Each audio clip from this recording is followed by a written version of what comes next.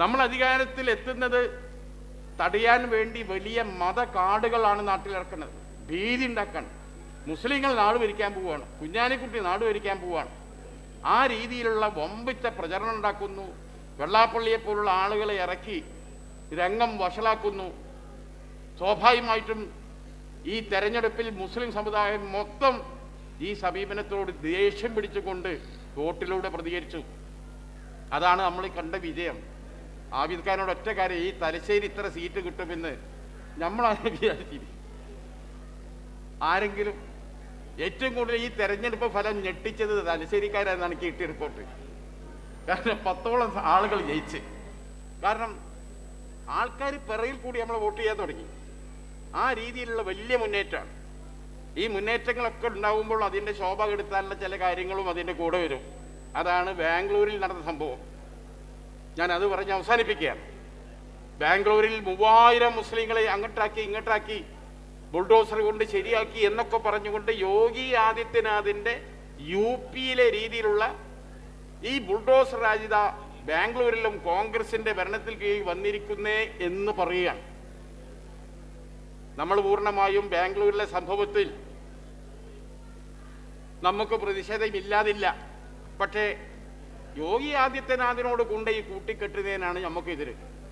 കർണാടക സർക്കാരുമായി നമുക്ക് ചില അഭിപ്രായ വ്യത്യാസങ്ങളുണ്ട്. നമ്മളെ നേതൃത്വം പറഞ്ഞിട്ടുണ്ട്. ആ നേതൃത്വവുമായുള്ള സംഭാഷണത്തിൽ ചില കാര്യങ്ങൾ കർണാടക ഗവൺമെൻറ് നമ്മളോട് ഏറ്റിട്ടുണ്ട്. വളരെ കൃത്യമായി തന്നെയാണ് മുസ്ലിം ലീഗിൻ്റെ ഇടപെടൽ. മുസ്ലിം ലീഗിൻ്റെ ദേശീയ ഭാരവാഹികളുടെ സംഘം ഇന്നവിടെ ബാംഗ്ലൂരിൽ എത്തിയിട്ടുണ്ട്. അതിനു മുമ്പ് AIKMCCയുടെ ലീഡർഷിപ്പ് കൃത്യമായി ഒരു റിപ്പോർട്ട് പാർട്ടിക്ക് തന്നിട്ടുണ്ട്. ബഹുമാനപ്പെട്ട പാണക്കാട് സാദിഖലി തങ്ങൾ സിദ്ധരാമയ്യയുമായി സംസാരിച്ചിട്ടുണ്ട്, DK ശിവകുമാറുമായി സംസാരിച്ചിട്ടുണ്ട്, അവിടുത്തെ മറ്റു മന്ത്രിമാരേറ്റ് സംസാരിച്ചിട്ടുണ്ട്, സ്പീക്കറുമായി സംസാരിച്ചിട്ടുണ്ട്, അവിടുത്തെ ന്യൂനപക്ഷ ക്ഷേമ കാര്യ മന്ത്രാലയവുമായി സംസാരിച്ചിട്ടുണ്ട്, റവന്യൂ മന്ത്രിയുമായിട്ട് സംസാരിച്ചിട്ടുണ്ട്, അവിടുത്തെ MLA-മാരുമായി സംസാരിച്ചിട്ടുണ്ട്. നമ്മളതിൻ്റെ പിറകെ തന്നെ ഉണ്ട്. യോഗി ആദിത്യനാഥിൻ്റെ എന്താണ്, ഒരു നോട്ടീസോ കാര്യമോ ഒന്നും കൊടുക്കാതെ ഒരു സുപ്രഭാതത്തിൽ വന്ന് പൊളിച്ച് നീക്കി കൊണ്ടുപോവുകയാണ്. ഒരു റീഹാബിലിറ്റേഷൻ ഇല്ല. ഇതല്ല. 2019 തൊട്ട് ഈ സ്ഥലവുമായി ബന്ധപ്പെട്ട തർക്കം നിലനിൽക്കുന്നുണ്ട്. കത്തുകൾ അയച്ചുകൊണ്ടേ നിൽക്കുന്നുണ്ട്. അയച്ച് അങ്ങനെ കുറേ പേര് അവിടുന്ന് പോയിട്ടുണ്ട്. അവസാനം 2 ആഴ്ച മുമ്പ് ഇലക്ട്രിസിറ്റി വിച്ഛേദിച്ചു. എന്നതിൻ്റെ അർത്ഥം എന്നിട്ട് ഈ ഡേറ്റ് ഡിക്ലെയർ ചെയ്തു. ആ നോട്ടീസിന്റെ കോപ്പി ഞങ്ങൾക്ക് കിട്ടിയിട്ടുണ്ട്. 2 ആഴ്ചയായി കരണ്ടും വിച്ഛേദിച്ച് കഴിഞ്ഞാൽ സർക്കാർ അവിടെ ഒഴിപ്പിക്കുമെന്ന കാര്യം ഉറപ്പല്ലേ? അതിൽ മുസ്ലിങ്ങൾ മാത്ര, മുസ്ലിങ്ങളുണ്ട്, ദളിതരുണ്ട്, ഒക്കലിംഗുണ്ട്, കൊക്കലിംഗ, അങ്ങനെ ഒരുപാട് കർണാടകയിലെ ഒരുപാട് ജാതികളുണ്ട്.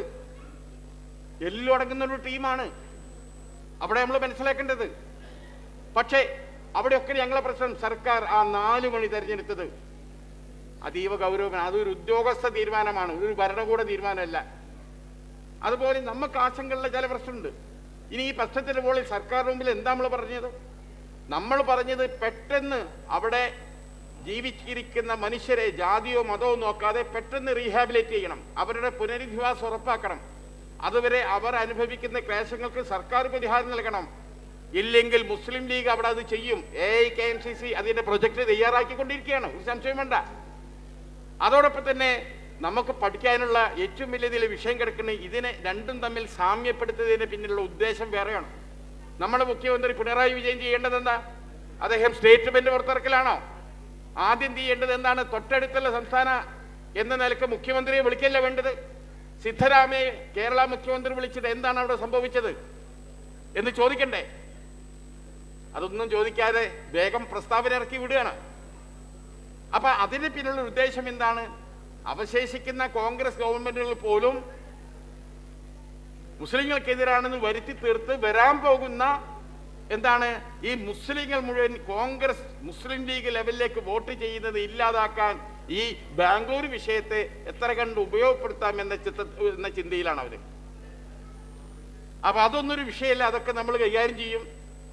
ആ കർണാടക വിഷയത്തിൽ മുസ്ലിം ലീഗ് AIKMCC ഇന്ന് കുഞ്ഞാലി സാഹിബ് പറഞ്ഞിട്ട് ഞങ്ങൾ വളരെ ശക്തമാണ് അവിടെ ബാംഗ്ലൂർ. യാതൊരു തർക്കവും വേണ്ട, ഞങ്ങൾ അതിൻ്റെ പിറകിലുണ്ടാവും. സർക്കാരിനെ കൊണ്ട് എന്താണോ അത് ചെയ്യിക്കുകയും ചെയ്യും. UP മാതിരി ആവൂല എന്നത് വളരെ കൃത്യമായി മുസ്ലിം ലീഗ് പറയുകയും ചെയ്തിട്ടുണ്ട്. അതുകൊണ്ട് രാഷ്ട്രീയ വിശേഷം എന്ന് പറഞ്ഞാൽ സന്തോഷം നൽകുന്ന ഒരു രാഷ്ട്രീയമാണ് കേരളത്തിൽ ഉണ്ടായത്. 3 മാസമാണ് ഇനി എന്തിനുള്ളത്, തെരഞ്ഞെടുപ്പിനുള്ളത്. അതിൽ തന്നെ 1 മാസം നോമ്പുമാണ്, അത് നിങ്ങൾ മനസ്സിലാക്കിക്കൊള്ളി. അതുകൊണ്ട് വരാൻ പോകുന്ന തെരഞ്ഞെടുപ്പ്, അതിൻ്റെ പ്രക്രിയ, അതിൽ പരമാവധി ആളുകൾ നാട്ടിൽ വന്ന് വോട്ട് ചെയ്ത് വരണം. അതുകൊണ്ട് നിങ്ങളെ 2026 ഡയറി ആരും വാങ്ങിയിട്ടുണ്ടാവില്ല. വാങ്ങിയാൽ ആദ്യം തന്നെ എന്താ ചെയ്യേണ്ടത്, നമുക്ക് തെരഞ്ഞെടുപ്പിൻ്റെ ഒരാഴ്ച മുമ്പ് തന്നെ അവിടെ പോയി അതിലൊക്കെ പങ്കാളികളായി തിരിച്ചു വരാൻ പറ്റുന്ന രീതിയിൽ നമ്മളെ ഷെഡ്യൂളുകൾ നേരത്തെ തീരുമാനിക്കണം. നമ്മളെ പേരുകളൊക്കെ SIR വന്നോ ഇല്ലേ എന്നീ കാര്യങ്ങളെ സംബന്ധിക്കുന്ന കാര്യങ്ങളൊക്കെ പഠിക്കണം.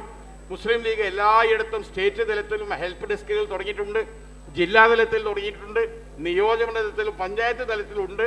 അതുകൊണ്ട് കേരളത്തിലെ വോട്ടർ പട്ടികയിൽ നമ്മുടെ മേഖലയിൽ നിന്ന് പരമാവധി ആളുകൾ, പണ്ട് നമ്മളൊക്കെ വോട്ട് ചേർത്താൻ ശ്രമിച്ചാലും സമുദായത്തിൻ്റെ അടുത്ത് അത്ര വലിയ സഹകരണം കിട്ടാറില്ല. ഇന്ന് എല്ലാവർക്കും ഒരു പേടി പിടിക്കുന്നു.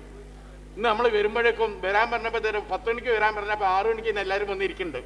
കാരണം ആളുകൾക്ക് ഭയം തുടങ്ങി. കാരണം ഇതായിരിക്കും നാളെ നമ്മളെ കുട്ടികളുടെ ഈ രാജ്യത്തിലെ പൗരത്വ രേഖ നിർണ്ണയിക്കുന്നതിൽ ഈ വോട്ടർ പട്ടിക നിർണായകമായ പങ്ക് വഹിക്കുന്നുണ്ട് എന്നൊരു തിരിച്ചറിവ് അത് മുസ്ലിം ലീഗും നടത്തിയിട്ടുണ്ട്, മുസ്ലിം മതസംഘടനകൾ നടത്തിയിട്ടുണ്ട്. ഈ കഴിഞ്ഞ വെള്ളിയാഴ്ച നമ്മളെ പള്ളികളിൽ മൊത്തം കുത്തുബയിൽ ഇമാമുമാർ പ്രത്യേകമായി എടുത്തും പറഞ്ഞിട്ടുണ്ട്. അതുകൊണ്ട് തന്നെ തീർച്ചയായും നമ്മൾ ഇവിടെ കേന്ദ്രീകരിച്ചും എന്ത് ചെയ്യണം, ബോംബെയിലുള്ള ഈ മലയാളികളായ മുസ്ലിങ്ങളായ നമ്മൾ ആളുകളുടെ വോട്ടർ പട്ടിക വോട്ടൊക്കെ ഉണ്ടോ ഇല്ലേ എന്ന് ഉറപ്പുവരുത്തുന്നതിന് വേണ്ടി ഇവിടുത്തെ KMCCയും എന്തെങ്കിലും സംവിധാനം ഉൾപ്പെടുത്തണമെന്ന് ഇവരോട് സന്ദർഭവശാൽ പറഞ്ഞുകൊണ്ട് വേറെയും ഒരു സന്തോഷ വാർത്തയുണ്ട്. പ്രിയപ്പെട്ട CH അബ്ദുറഹ്മാൻ സാഹിബ്, മഹാരാഷ്ട്രയിലെ മുസ്ലിം ലീഗിനെ ലീഡ് ചെയ്യുന്ന അദ്ദേഹം ഒരു സന്തോഷ വാർത്ത നമ്മളുമായി പങ്കുവച്ചിട്ടുണ്ട്. ഈ വരാൻ പോകുന്ന ദീർഘകാലമായി ലോക്കൽ ബോഡി സംവിധാനം ഇവിടെ ഇല്ല. വരാൻ പോകുന്ന കോർപ്പറേഷൻ തെരഞ്ഞെടുപ്പിൽ ബോംബെ കോർപ്പറേഷനിലും നാഗ്പൂർ അടക്കം പല മേഖലയിലും മുസ്ലിം ലീഗ് അക്കൗണ്ട് തുറക്കുമെന്ന ഒരു വാർത്ത നമ്മളുമായി അദ്ദേഹം ഷെയർ ചെയ്തിട്ടുണ്ട്. തീർച്ചയായും പടച്ച തമ്പുരാൻ ആ സന്തോഷ വാർത്തയും കൂടി ഇവിടെ സംഭവിക്കട്ടെ. നമ്മൾ പാർട്ടിക്ക് ഇവിടെ സാന്നിധ്യമുണ്ടാകട്ടെ. പണ്ട് മെട്രോപൊളിറ്റൻ കൗൺസിലിലും ബോംബെ കോർപ്പറേഷനിലും മഹാരാഷ്ട്ര അസംബ്ലിയിലൊക്കെ പ്രാതിനിധ്യം ഉണ്ടായിരുന്നൊരു പാർട്ടിയായിരുന്നു നമ്മൾ. കാലം നമ്മളെ വളരെ പിറകോട്ട് പോയി. പക്ഷെ ഇന്ന് ലീഗാണ് ശരി, ലീഗാണ് നല്ല മാർഗം എന്ന് ഈ സമുദായത്തിന് തോന്നി തുടങ്ങിയിരിക്കുന്നു. ഇത് തന്നെയാണ് ഈ നമ്മളെ പാർട്ടി വളർത്തിയെടുക്കാൻ പറ്റിയ സന്ദർഭം. ഇന്ന് നമുക്കൊരു അസ്പൃശ്യതയില്ല. രാജ്യത്തിൻ്റെ കേന്ദ്ര മന്ത്രിസഭയിൽ 10 കൊല്ലം പോയി മുസ്ലിം ലീഗ് ഇരുന്നു. ആർക്കും ഒരു പരാതി വരെ ഉണ്ടായില്ല. വാജ്പേയിക്ക് പോലും ഇന്ത്യയുടെ ഐക്യരാഷ്ട്രസഭയിൽ മുസ്ലിം ലീഗിന്റെ ദേശീയ അധ്യക്ഷനെ അയക്കാൻ ഒരു മടിയുണ്ടായില്ല. ഇന്ത്യ മുന്നണിയിൽ ഒരു ഘടകകക്ഷിയായി മുസ്ലിം ലീഗിനെ ചേർക്കാൻ ഈ രാജ്യത്തിലെ ദേശീയ മതേതര കക്ഷികൾക്ക് ഒരു വൈവിധ്യം ഉണ്ടായില്ല. അതിനർത്ഥം നമുക്ക് എല്ലായിടത്തും ഒരു പുറത്ത് കിട്ടിയിട്ടുണ്ട്. ഇനി അതിനെ ഉപയോഗപ്പെടുത്തലാണ് നമ്മൾ ആവശ്യം. തീർച്ചയായും ഇവിടെ നല്ല രീതിയിൽ ഏതെങ്കിലും പ്രാന്തന്മാരെ നമുക്ക് കിട്ടിയിട്ട് കാര്യമില്ല.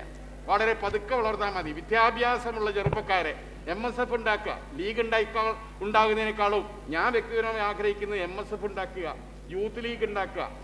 അതിൽ നിന്ന് ഊർജ്ജമെടുത്ത് അവൻ മൂത്ത് ലീഗായി വരിക. അല്ലാത്ത രീതിയിലുള്ള ആളുകളെ വെച്ച് നമ്മൾ മറ്റു പാർട്ടികളെ പോലെ ആരെങ്കിലും താലിമില്ലാതെ മുദ്രാവാക്യം വിളിച്ചാൽ മുസ്ലിം ലീഗിന് സമാധാനം പറയേണ്ടി വരും.